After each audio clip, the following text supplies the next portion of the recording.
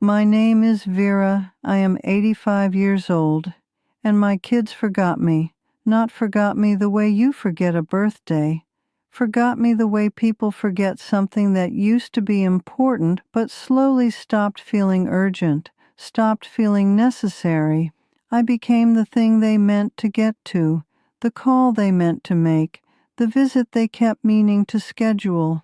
And the weeks became months, and the months quietly became years, and I sat in this house, the house where I raised them, where every wall knows their names, and I waited, and waited, and waited. And then one morning I woke up and I made a decision that changed everything. I stopped waiting. My name is Vera, and this is what I did. I was not always alone like this. For most of my life, this house was full. My husband Thomas and I raised 3 children here, 2 sons and a daughter. This kitchen heard homework and arguments and laughter and the particular noise of a family that is fully, messily, beautifully alive. Thomas passed away 7 years ago, and the children came for the funeral, and they were loving and present, and I thought, we will be all right. We will hold each other through this. And we did, for a while. But grief has a way of making people retreat into their own lives. My son Daniel lives 2 hours away. In the first year, he visited monthly, then every few months, then Christmas. My son Paul lives further, another country. We talk on the phone, briefly, carefully, like 2 people being polite to each other across a very large distance. My daughter Susan lives 40 minutes away. 40 minutes, and I see her perhaps 4 times a year. I used to sit with that fact and feel it like a physical pain. 40 minutes, 4 times a year. I used to cry about it. I used to rehearse conversations in my head, things I would say to make them understand how lonely I was, how invisible I felt, how the silence in this house was so complete some evenings that I talked to Thomas's photograph just to hear a voice. But I never had those conversations, because I did not want to be a burden, because I had spent my whole life not being a burden, and I could not stop now. And then something happened that changed everything.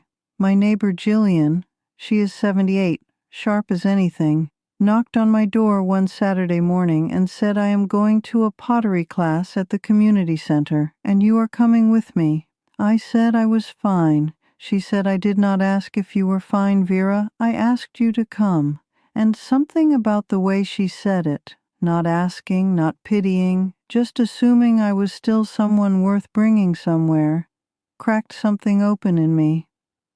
I went. I was terrible at pottery, genuinely terrible.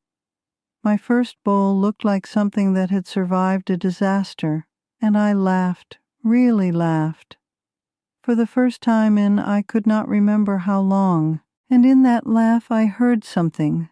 I heard myself, the real Vera, the one who had been sitting quietly in that house waiting for her children to come back and slowly disappearing in the waiting. She was still there, still capable of laughing, still capable of making something, even something terrible, with her own hands. That Saturday changed everything. I made a decision, a clear, firm, non-negotiable decision. I was not going to wait any more. I was not going to sit in this house and measure my worth by how often my children called. I was not going to let their absence be the whole story of my life. I was going to build something, for myself, by myself, out of whatever time I had left. So I did. I went back to the pottery class every week. I was still terrible for months, and then gradually, slowly, messily, I became less terrible. And then one day, I made a bowl that actually looked like a bowl, and I held it in my hands, and I felt something I had not felt in years. Pride, genuine pride in something I had made myself, not for anyone else, just mine. I joined the pottery class, and then I joined a walking group that met on Tuesday mornings, 8 women, different ages, different stories, all of us just walking and talking and being alive together in the open air. I started cooking properly again, not just toast and soup, real meals for myself, because I was worth a real meal.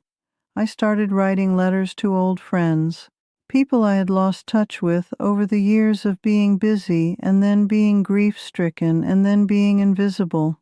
3 of them wrote back. One of them has become one of the most important people in my daily life.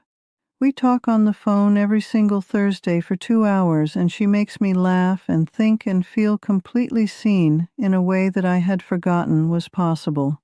I redecorated my living room. I had been living with furniture that Thomas and I had chosen together decades ago, and I loved it because I loved him, but I also needed the room to be mine now, alive in a new way. I moved things. I added color. I bought plants that are entirely my responsibility and entirely my joy. I made the house feel like somewhere Vera lived, not just somewhere Vera waited. And here is what happened. When I stopped waiting, when I became someone who was living rather than someone who was waiting to be visited, everything shifted. My daughter Susan called one Sunday and asked what I had been up to, and I had actual things to tell her. The pottery class, the walking group, the letter writing, the redecorating. And she was quiet for a moment, and then she said, "Mom, you sound different." And I said, "I am different." I stopped waiting for my life to arrive, and I went to find it myself. She came to visit the following weekend, not out of guilt, out of genuine curiosity. She wanted to see this version of her mother, the one who made pottery and walked on Tuesday mornings and had opinions about paint colors and friends she talked to for 2 hours on the phone. That version interested her, and I want to say something about that, because I think it is important. When we make ourselves small, when we sit quietly and wait and need, we make it very hard for the people who love us to actually reach us, not because they do not care, but because need without life is a weight, and people, even people who love you, can only carry weight for so long before they start to stay away from it. But when you are living, when you are genuinely, actively, interestingly alive, the people who love you are drawn to you.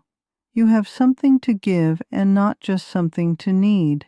You are a person they want to know and not just an obligation they feel guilty about. Become someone you are interested in, and the people you love will become interested in you again too. I am 85 years old. My name is Vera. My kids forgot me, and instead of disappearing into that forgetting, instead of letting their absence become the whole story, I built a life so full and so genuinely mine that there was no room left for disappearing. I made terrible pottery. I walked on Tuesday mornings. I wrote letters. I redecorated. I cooked real meals for myself. I found people who saw me and called them back every week. And I became, in these years that could have been the emptiest, some of the most alive years I have ever lived. Your life does not wait for permission. It does not wait for your children to call. It does not wait for the grief to lift or the loneliness to resolve or the conditions to be perfect. It is happening right now, this moment, and you can choose, right now, today, to be fully in it. Stop waiting. Go find your life. It is still out there, I promise. Thank you for being here with me today.